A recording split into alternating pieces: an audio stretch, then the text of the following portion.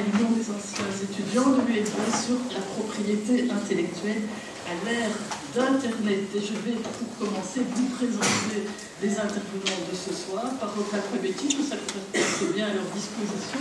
Vous avez à l'extrême droite de cette estrade Philippe Aigrin, qui est de formation informaticien et mathématicien, cofondateur de l'association citoyenne La Quadrature du Net, qui défend les droits et les libertés des citoyens sur Internet. Il est également le directeur d'une société de logiciels libres et l'auteur de plusieurs ouvrages, dont le tout récent, en anglais, Sharing, il peut le montrer peut-être, Sharing Culture in the Economy in the Internet Age, que l'on peut intégralement télécharger en ligne, gratuitement, ou acheter en librairie, et il pourra peut-être vous expliquer tout à l'heure quel est le modèle économique d'une telle forme d'édition. À mes côtés, Benoît Ellins, politologue, ancien sénateur écolo. Il a participé à la fondation de Écologie, le jeune écolo. Sous la précédente législature, il avait déposé conjointement avec Freya Pireyns de Groen, des Verts néerlandophones, une proposition de loi visant à l'instauration d'une licence globale, dont il nous parlera tout à l'heure. Sous la présente législature, comme il n'est plus sénateur, ce texte a à nouveau été déposé par Jackie Morel et à nouveau Freya Pireyns. À mon extrême gauche, Olivier Maeterlinck, digne descendant de notre unique prix Nobel de littérature, mais il n'a aucun mérite à cela. En revanche, enfin je voulais le souligner quand même, parce qu'il faut relire les œuvres de son ancêtre. Je pense que vous y trouverez beaucoup de plaisir. Olivier Maeterlinck, lui, est juriste. C'est d'ailleurs le cas des trois derniers intervenants que je vais vous présenter, Nobody's Perfect. Il est directeur de la Belgian Entertainment Association, une fédération représentant l'industrie belge de la musique, de la vidéo et des jeux vidéo en Belgique. Fédération qui réunit plus de 50 entreprises actives dans ce secteur, pour à peu près 90% des parts de marché de ce secteur. J'ai relevé, parmi les objectifs de la fédération, et il pourra peut-être vous en parler plus tard, je cite, un accès approprié au marché et des lois sur le droit d'auteur adaptées. Adaptées à quoi? On verra. Et à ma gauche, M. Pedro Velasco Martins, qui a négocié le traité dont nous allons beaucoup parler ce soir, le traité ACTA pour la Commission européenne. Il est chef adjoint de l'unité propriété intellectuelle et marché public du directorat général pour le commerce de la Commission européenne. Et puis, bon, puisqu'il n'y a personne d'autre pour le faire, je vais quand même dire deux mots de moi-même. Je vous signale que j'ai été bombardée modératrice de ce débat hier, donc je demande votre indulgence. J'étais en principe prévue comme simple intervenante, mais le modérateur pressenti s'est désisté, et donc me voilà modératrice. Alors je suis professeur dans cette maison, également à la AUB, Hogeschool Université de Bruxelles, dans le master bilingue français-néerlandais, qui va devenir trilingue français-néerlandais-anglais l'année prochaine, en propriété intellectuelle. Et ici, à l'Université libre de Bruxelles, je donne essentiellement cours aussi dans ce domaine. J'ai également été praticienne de la matière pendant 25 ans comme avocate. J'ai terminé cette carrière-là, peut-être temporairement, à la fin de l'année civile dernière, puisque je suis l'année dernière aussi devenue doyenne de la faculté de droit et de criminologie, ce qui m'empêche aussi, et je le regrette beaucoup, de suivre autant que je le voudrais l'actualité dans mon domaine de prédilection. Je me suis plongée les derniers jours dans le texte de l'ACTA et les différents commentaires qui en ont été faits, mais comme je suis devenue modératrice, j'ai dû aussi structurer le débat, ce qui m'a pris plus de temps que je l'aurais souhaité, et donc pas autant de loisirs pour bien étudier ce texte qui est extrêmement complexe, on aura l'occasion d'y revenir. Heureusement pour moi, je suis entourée d'une excellente équipe de chercheurs. Il y en a un représentant ici ce soir, il peut intervenir quand il veut, surtout si je dis des bêtises. Alors, je crois qu'il est important, dans une soirée comme celle-ci, d'abord de vous... je vous remercie d'être là, parce qu'il y avait beaucoup de concurrence ce soir, et je voudrais qu'on vous démontre que vous avez choisi le bon départ. Et pour ça, il faudra garder le rythme. Et donc je garde la montre à l'œil. Je vais demander à chaque intervenant à mes côtés dans la salle d'être concis, de respecter la liberté d'expression des autres. C'est très important, il faut qu'on on est tout à fait capable de faire ça dans cette maison, c'est une de nos caractéristiques dans la maison du libre examen, d'écouter les autres. Je suis sûre qu'on a tous une matière extrêmement complexe, donc je pense qu'on a intérêt à écouter les autres, même si on connaît a priori la position des uns et des autres, on a toujours des choses à apprendre, et pour ça il faut écouter. Donc j'aimerais que chacun soit concis et écoute les autres. La structure générale de la soirée, dans la première partie, on va se centrer essentiellement sur ce traité ACTA, et je vais commencer quand même parce que je ne sais pas ce que les uns et les autres ici dans la salle connaissent de ce traité, donc je commencerai par une présentation générale de ce texte. Et on aura l'occasion d'entendre les différents intervenants et vous pourrez également avoir la parole, bien entendu. Et dans la seconde partie de la soirée, on essaiera de voir s'il n'y a pas aussi des choses moins répressives, peut-être plus constructives, comme alternative, une autre façon de penser le droit d'auteur en particulier au XXIe siècle à l'ère de l'Internet. Première partie donc, ACTA.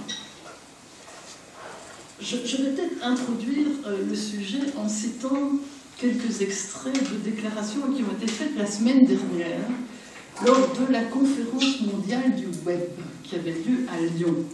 Et on a pu entendre notamment intervenir une personne qui est considérée comme un des inventeurs du web, parce que c'est lui qui a mis en ligne le premier site web accessible au public, c'est Tim Berners-Lee, et qui a insisté dans son intervention le mercredi dernier sur la nécessité de respecter des valeurs fondamentales comme, je cite, l'ouverture, le consensus, la transparence, la vie privée, la protection de l'intimité, qui a affirmé que la démocratie dépend d'un Internet ouvert et que, je cite à nouveau, nous ne pourrons pas continuer à inventer si le web est verrouillé, bloqué. Et on a entendu aussi intervenir la semaine dernière, lors de cette même conférence, la commissaire, la vice-présidente de la commission, la commissaire aux médias, en charge de la société numérique, Madame Cruz, qui n'a pas voulu se prononcer explicitement sur l'ACTA, en disant que ce domaine-là relève de la compétence de son homologue du commerce, M. De Gucht, mais qui s'est dit opposé au verrouillage d'Internet et qui, de manière très spectaculaire, a joint le geste à la parole, puisqu'elle s'est passée à elle-même des menottes au poignet. Alors là, voilà, petite mise en contexte. Est-ce que l'ACTA, alors ACTA, ça veut dire Anti-Counterfeiting Trade Agreement, accord commercial anti-contrefaçon, est-ce que ce traité est le traité liberticide décrit par certains, ou bien plutôt une étape indispensable à la sauvegarde des droits intellectuels, mais inoffensive pour les libertés individuelles, comme le soutiennent ses défenseurs. Alors d'abord, de quoi s'agit-il? C'est quoi ce traité? Donc ACTA, c'est l'acronyme de l'intitulé en anglais. Et ça, j'ai remarqué que même les détracteurs les plus virulents de ce traité, quand ils sont francophones, utilisent l'acronyme en anglais, et vous allez tout de suite comprendre pourquoi. Parce qu'en français, l'intitulé, c'est Accord commercial anti-contrefaçon, ce qui donne un acronyme relativement peu élégant, ACAC. Donc, va donc pour ACTA. Moi, je dirais ACTA. Vous dites ce que vous voulez. Hein. ACTA, c'est une convention internationale multilatérale qui a été négociée. Alors, monsieur Velasco Martins me démentira si je me trompe dans les dates, parce que tout ça n'était pas très très transparent, il faut bien dire. Je crois que c'est une convention qui a été négociée de 2006 à fin 2010. Enfin, vous me direz. 2008, c'était fini? Non, commencé. Commencé en 2008. En 2010. Bon. Alors ça a été très vite. Bon. Donc, en tout cas, vers ces années-là, à l'initiative d'abord du Japon et des États-Unis, qui ont été rejoints par une quarantaine de pays, dont les pays de l'Union européenne, l'Union européenne elle-même, vous savez qu'elle a la personnalité juridique, mais aussi l'Australie, le Canada, la Corée du Sud, le Maroc, la Nouvelle-Zélande, Singapour et le Mexique, avec un sort particulier pour le Mexique, mais je crois qu'on ne va pas s'étendre sur ce sujet-là, j'ai remarqué, si j'ai bien fait attention, que chaque continent est ainsi représenté par au moins un pays. Je ne sais pas si ça a été fait exprès, mais je crois que c'est correct. En revanche, ce qui est tout aussi remarquable, c'est que les grands pays émergents, que sont le Brésil, la Chine, l'Inde par exemple, n'ont pas du tout été associés à ces négociations. La Russie non plus par exemple. Négociations qui ont été menées dans la plus grande discrétion et surtout, pour ce qui m'a frappé, en dehors des forums et des organisations internationaux qui ont été conçus spécifiquement pour négocier les traités internationaux en matière de propriété intellectuelle. Il y a 2 grandes organisations internationales spécialisées en la matière. Depuis la fin des années 1960, il y a l'OMPI à Genève, l'Organisation mondiale de la propriété intellectuelle, qui est une agence spécialisée des Nations Unies. Et d'autre part, depuis le milieu des années 1990, vous avez aussi l'Organisation mondiale du commerce, l'OMC, dont un des accords annexés à celui qui a créé l'OMC, c'est un accord spécialisé en matière de propriété intellectuelle. C'est le traité international qui va le plus loin dans ce domaine.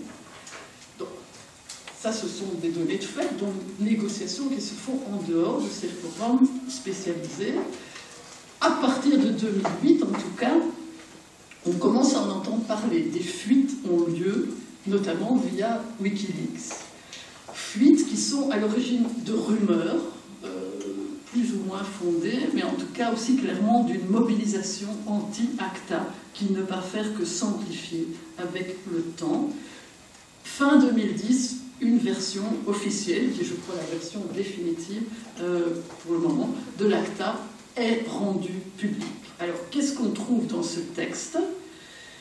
D'abord, dans le préambule, l'objet déclaré de ce traité, c'est de lutter contre la contrefaçon de droits de propriété intellectuelle, tous les droits de propriété intellectuelle, donc il n'est pas question seulement de droits d'auteur, des droits voisins du droit d'auteur, mais aussi des marques, des brevets, etc. Pourquoi ? Quel est le but ? Je cite le préambule. Un respect des droits de propriété intellectuelle efficace est essentiel pour assurer la croissance économique dans tous les secteurs d'activité et à l'échelle mondiale.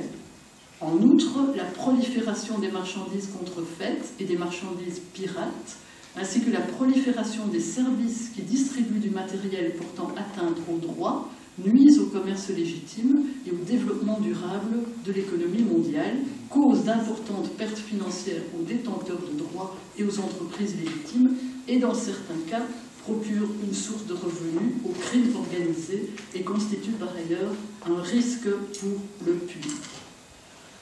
Ce texte se compose de 45 articles qui sont divisés en 6 chapitres.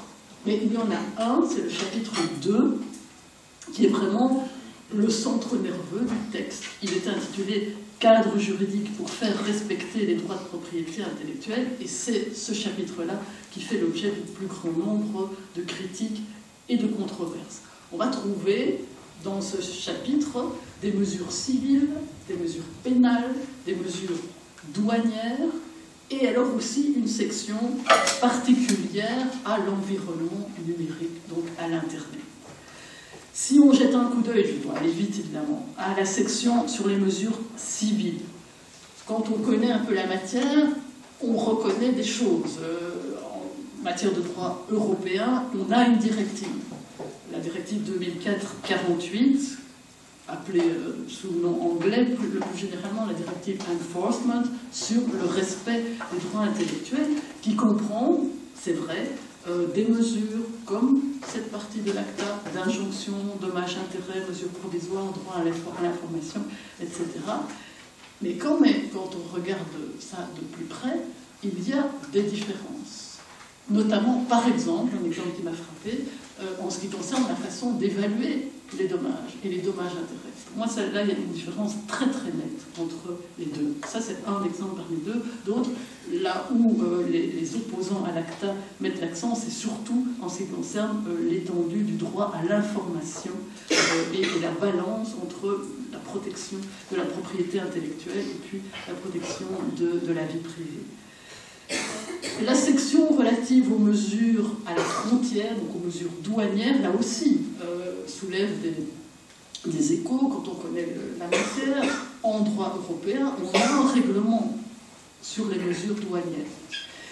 Le règlement 1383-2003. Mais ce règlement est actuellement en phase de révision. Il y a une proposition de révision de ce règlement.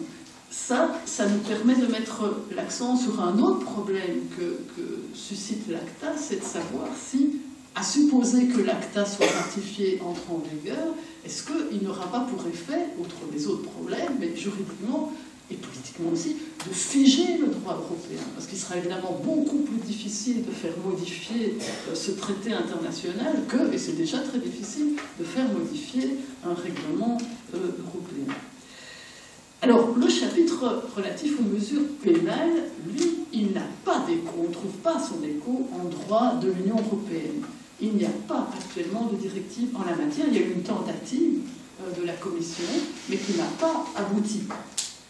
Là, évidemment, les opposants au traité ACTA se demandent si on ne fait pas rentrer par la fenêtre ce qui a été mis à la porte.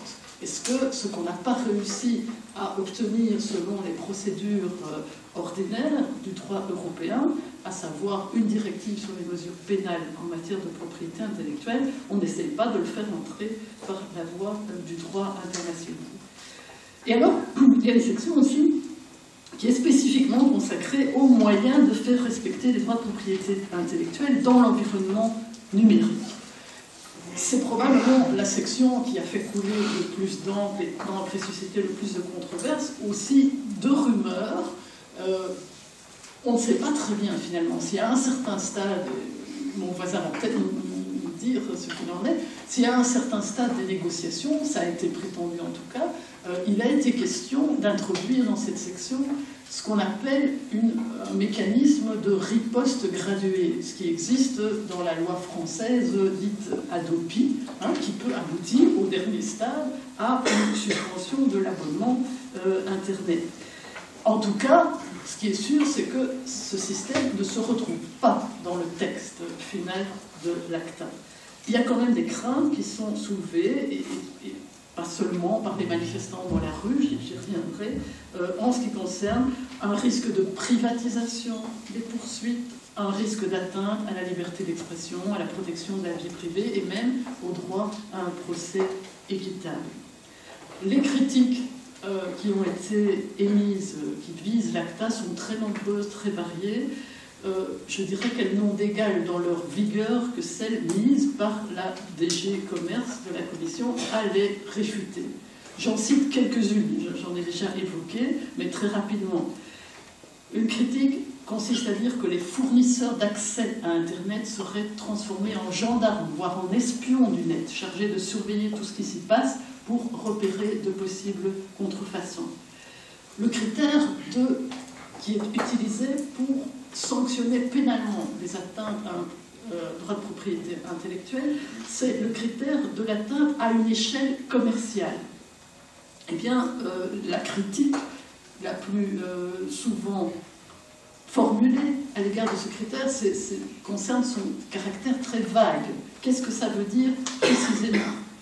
Et notamment la question de l'avantage indirect qui serait obtenu à l'occasion d'une atteinte à un droit de propriété intellectuelle. Qu'est-ce que ça couvre exactement? Est-ce que ça permettra de s'attaquer à de simples consommateurs sur le plan pénal? La question aussi de la balance entre le respect des droits de propriété intellectuelle et puis la nécessité de sauvegarder d'autres droits fondamentaux. La Cour de justice de l'Union européenne a insisté sur la nécessité de mettre en balance ces droits, notamment le droit à la vie privée. Est-ce que vraiment ce respect est sauvegardé dans le texte de l'ACTA?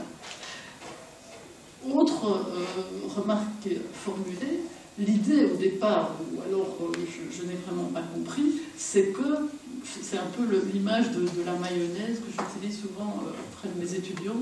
Si vous savez faire une mayonnaise, il ne faut pas verser toute l'huile pour que ça prenne, il faut la faire couler petit à petit. Alors j'ai l'impression que l'idée, c'est ce qu'on nous dit en tout cas, c'est qu'on ne va pas mettre au départ trop d'États à la fois dans le système de l'ACTA, mais que si ça prend, on espère que d'autres viendront rejoindre les pays d'origine, les premiers pays signataires. Par exemple la Chine, parce que sans la Chine, plus grand pays producteur de marchandises de contrefaçon, entre parenthèses aussi, le plus grand pays titulaire de brevets, par ailleurs, au monde, hein, ils ont dépassé les États-Unis. Si on n'a pas la Chine dans un tel système, à quoi ça sert? Mais si on a la Chine dans un tel système, est-ce qu'on a bien envisagé les conséquences pour les citoyens chinois? On pourra citer quelques textes. On oblige, par exemple, les États membres à prévoir une peine d'emprisonnement pour certaines atteintes à des droits de propriété intellectuelle. Est-ce que ça veut dire la même chose en Suisse ou en Chine, une peine d'emprisonnement? Par exemple, est-ce que la sauvegarde des libertés fondamentales s'opère de la même façon dans ces pays? Est-ce qu'on a vraiment pensé à ça? Bon, il y a aussi des critiques, et là je dois dire que moi je n'ai pas compris ça, et si quelqu'un peut me l'expliquer, je suis vraiment intéressée, des critiques ou des craintes quant à la possibilité d'empêcher le transit des médicaments génériques. Ça je ne vois vraiment pas, mais j'aimerais qu'on m'explique. Quoi qu'il en soit, en janvier, donc fin 2010, la version finale est publiée. Dès janvier 2011, un avis critique, circonstancié est publié, qui a été rédigé par un nombre important de personnalités du monde académique, notamment pas mal de collègues allemands, qui est très intéressant à lire, et en regard de la réponse que la Commission européenne a faite à ces critiques. En gros, la réponse de la Commission consiste à dire que l'ACTA ne remet pas en cause l'acquis communautaire. Ceci étant, mais je reviendrai là-dessus, la réponse de la Commission est quand même nuancée en disant ça ne remet pas en cause l'acquis communautaire, ça ne veut pas dire que l'acquis communautaire comprend toutes les règles de l'ACTA. Par ailleurs, ça peut-être que M. Velasco Martins pourra nous donner des explications à ce sujet. Quand on entend certains discours du commissaire au commerce, M. De Gucht, lui nous dit il n'y a rien à changer dans la législation de l'Union européenne des États membres, tout est déjà compatible avec l'ACTA. Ça ne me semble pas tout à fait correspondre à ce que la Commission elle-même, les services de la Commission, ont écrit dans la réponse aux académiques. Quoi qu'il en soit, le comité exécutif de l'Union européenne a signé le texte final de l'ACTA le 26 janvier 2012 au Japon, ce qui a, le jour même, entraîné la démission du rapporteur de la Commission des relations internationales au Parlement européen, le français Kader Arif. Par ailleurs, pour faire un lien avec l'autre débat, Kader Arif est par ailleurs membre de l'équipe de campagne de François Hollande. Ça peut avoir des incidents. Bon, M. Arif a parlé de mascarade, d'absence de transparence et de concertation avec la société civile, d'atteinte aux libertés civiles, de responsabilité imposée aux fournisseurs d'accès, d'impact non négligeable sur la fabrication des médicaments génériques, etc. Entre-temps, sur le net, dans la rue, la mobilisation anti-ACTA ne fait que s'amplifier. On voit notamment une pétition qui rassemble environ 2,5 millions de personnes être déposée. La Commission européenne propose de soumettre l'ACTA à la Cour de justice pour que celle-ci se prononce sur une éventuelle contradiction avec le droit de l'Union européenne, ce qui est refusé par la Commission, en tout cas la Commission des relations internationales du Parlement européen refuse de poser elle-même la question en considérant qu'il s'agit là d'une manœuvre destinée à faire traîner le processus de ratification dans l'espoir que le mouvement de mobilisation s'émousse avec le temps. La Commission européenne a alors décidé de poser elle-même la question à la Cour, et j'espère que mon voisin pourra nous dire tout à l'heure quelle est précisément la question posée, parce que je ne la connais pas. La plupart des pays ayant négocié l'ACTA, dont les États membres, la plupart des États membres de l'Union européenne ont signé l'ACTA, n'ont pas signé parmi les États de l'Union européenne Chypre, l'Estonie, l'Allemagne, les Pays-Bas et la Slovaquie. Mais parmi ceux qui l'ont signé, certains ont annoncé qu'ils en suspendaient le processus de ratification. Je vous l'ai dit, l'Union européenne a signé le texte, mais ne peut le ratifier qu'avec l'accord du Parlement européen. Comment ça va se passer au Parlement européen? Le Parlement ne prendra sa décision que lorsqu'il aura pris connaissance de la recommandation de la Commission du commerce international, qui elle-même ne rendra son avis et donc sa recommandation qu'après avoir été éclairée par l'avis de plusieurs autres commissions. Mais c'est assez complexe, mais on ne peut pas dire que ce ne soit pas un processus démocratique. Ça, je crois qu'on peut le reconnaître à l'Union européenne.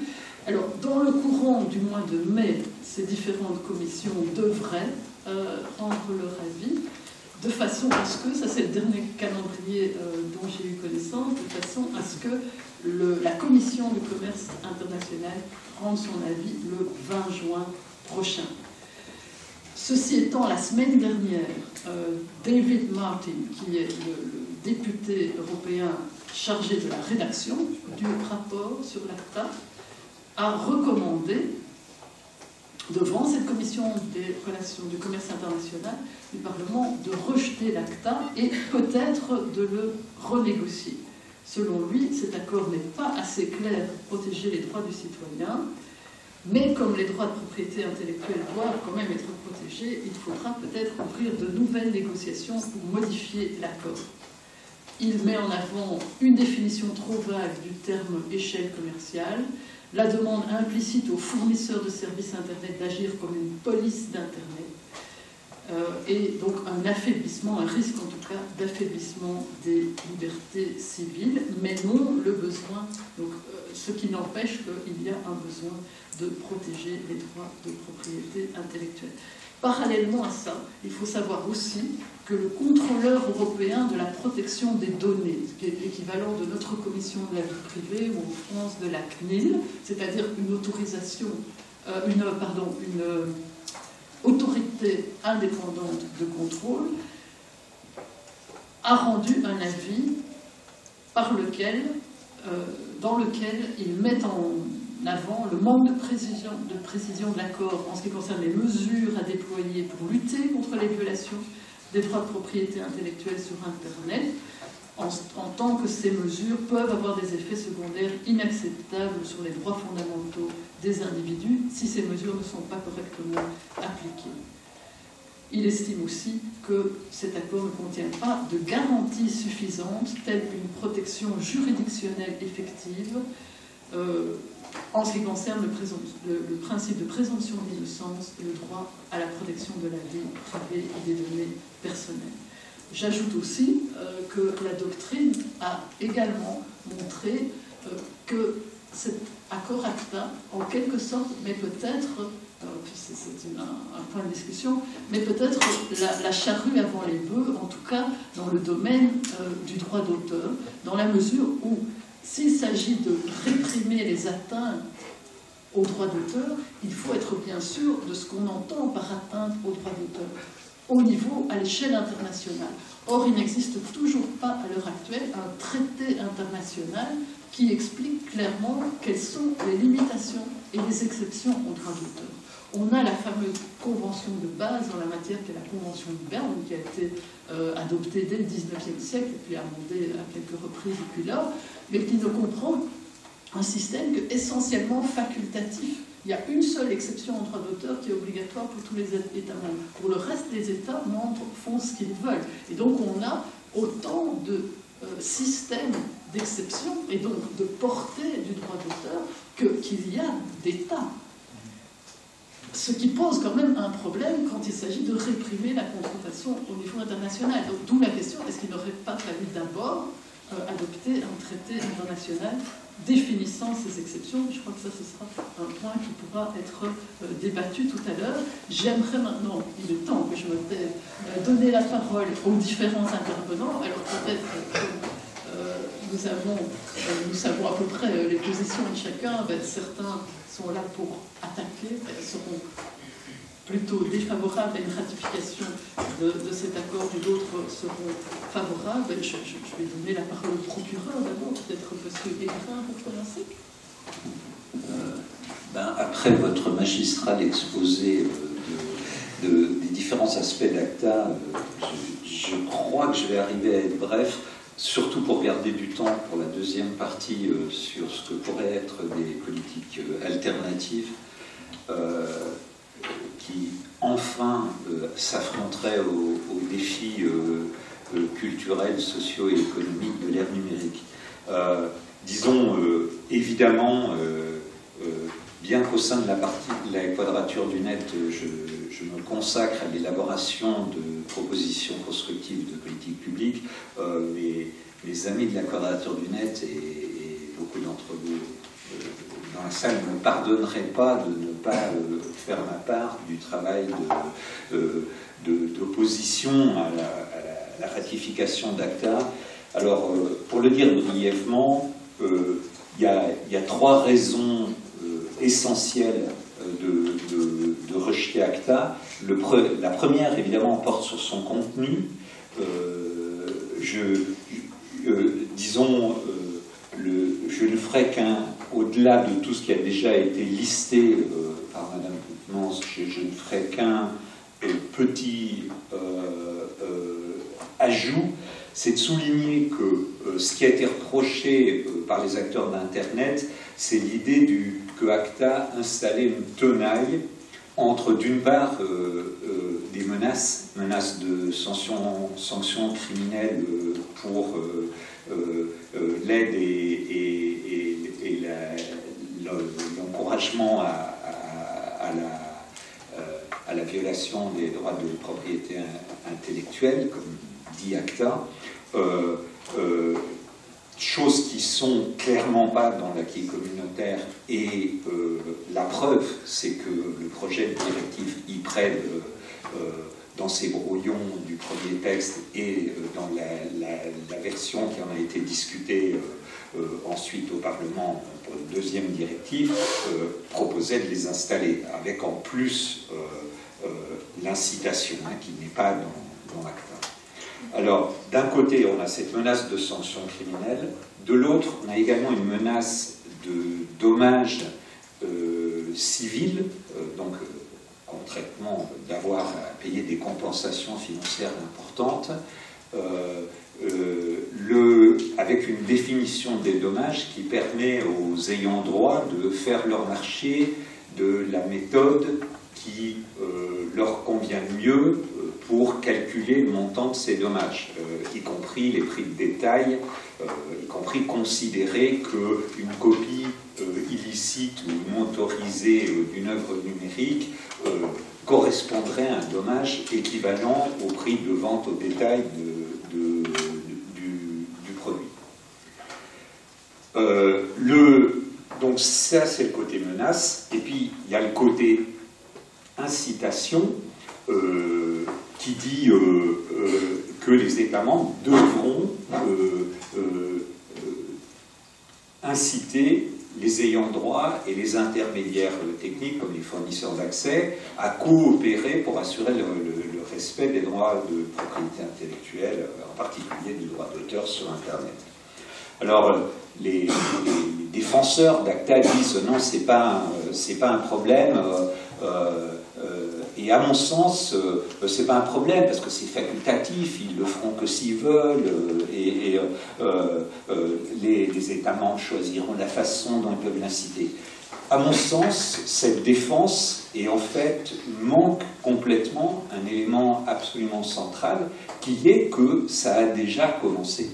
C'est-à-dire, on a toute une série de pays dans lesquels les gouvernements, d'une part, ou les acteurs industriels ont déjà commencé à coopérer, à installer des mécanismes de surveillance, de contrôle, d'empêchement d'actes jugés illicites ou même de sanctions.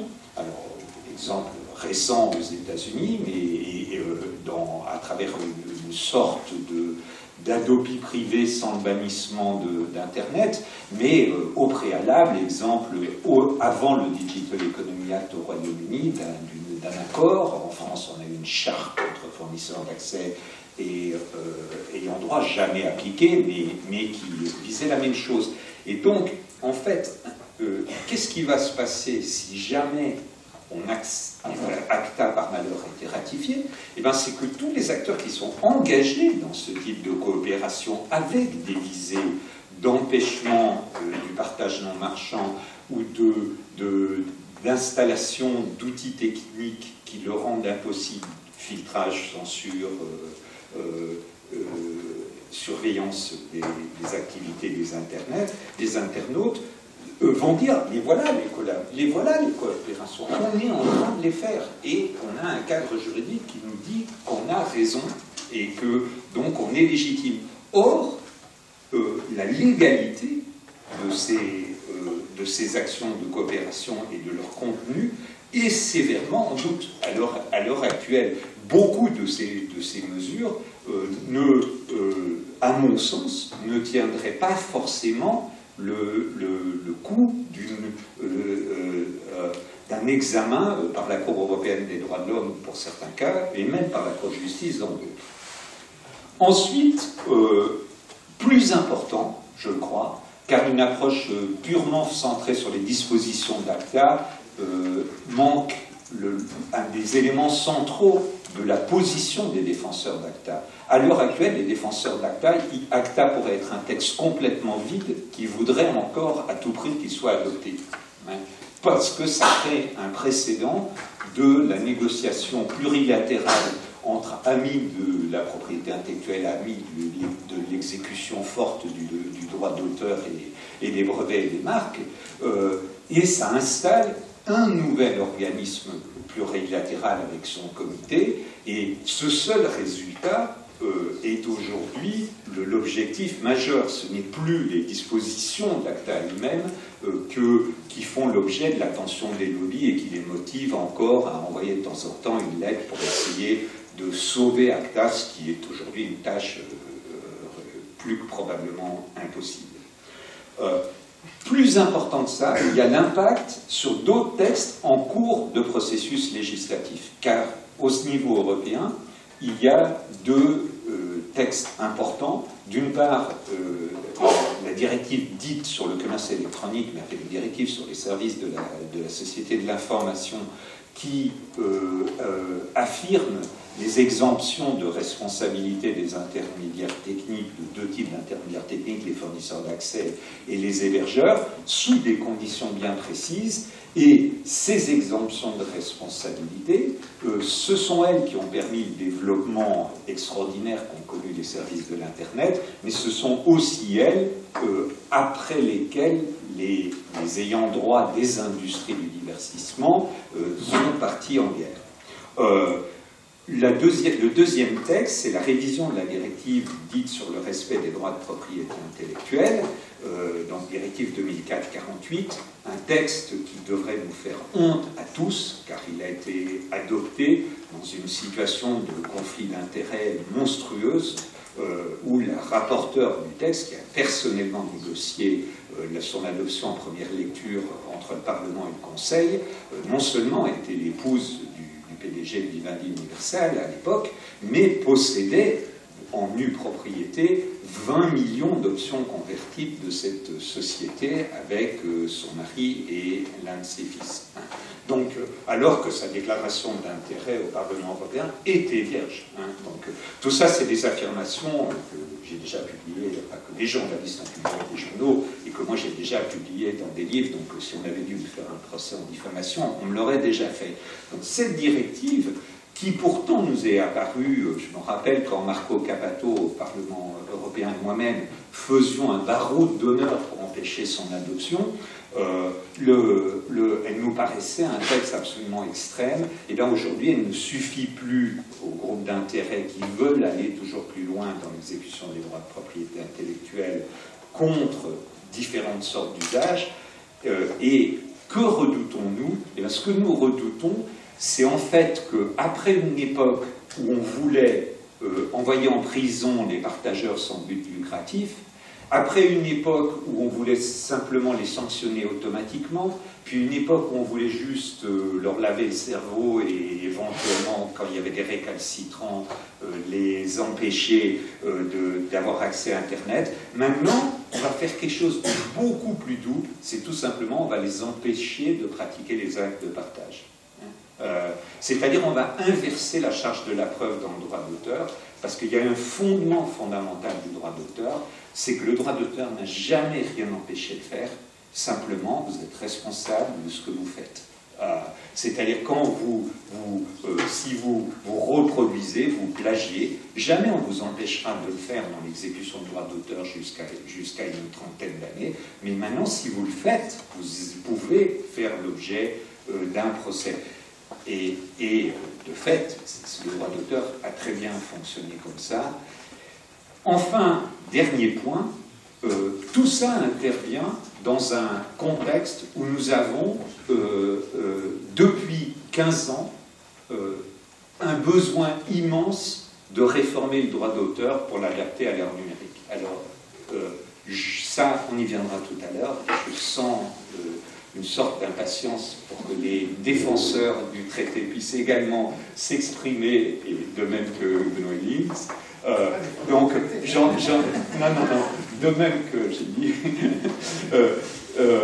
Mais le besoin de réforme du droit d'auteur, ACTA, il tourne radicalement le dos. Et quand la Commission européenne nous dit « Ah, mais ACTA ne change rien au droit d'auteur, ni au brevet, ni aux marques », moi j'ai envie de leur dire « Eh bien justement, c'est ce qui ne va pas, car il y a beaucoup à leur changer. » Merci. Benoît Elie. Je vous dirais ça depuis oui. Donc, moi, je ne suis pas un spécialiste d'ACTA. J'ai été parlementaire entre 2009 et 2010, sénateur, et à l'époque, je me suis intéressé à ACTA, non pas à l'orniette geek ou informatique ou droit d'auteur. Je me suis intéressé à ACTA parce que, potentiellement, et à l'époque, on en connaissait beaucoup moins que ce qu'on connaît aujourd'hui, c'était, paraît-il, semble-t-il, à l'époque, une remise en cause de libertés fondamentales comme la liberté d'expression et le respect de la vie privée. Et c'était dans un cadre général où je travaillais sur les questions qui vous disent peut-être quelque chose, vous qui suivez ces sujets, mais le Passenger Name Record, c'est ce qui a fait encore l'objet de divers débats au Parlement européen. Ce sont ces fameuses données que l'Union européenne transmet automatiquement aux États-Unis si vous êtes un passager d'avion qui se rend aux États-Unis, qui traverse l'espace aérien américain, ou d'autres données comme les méthodes particulières de recherche, c'est-à-dire les données que la Sûreté de l'État peut capter chez vous de façon informatique également. Donc c'est de ce point de vue, mon approche n'est pas une approche informatique ou culturelle au départ. Ensuite,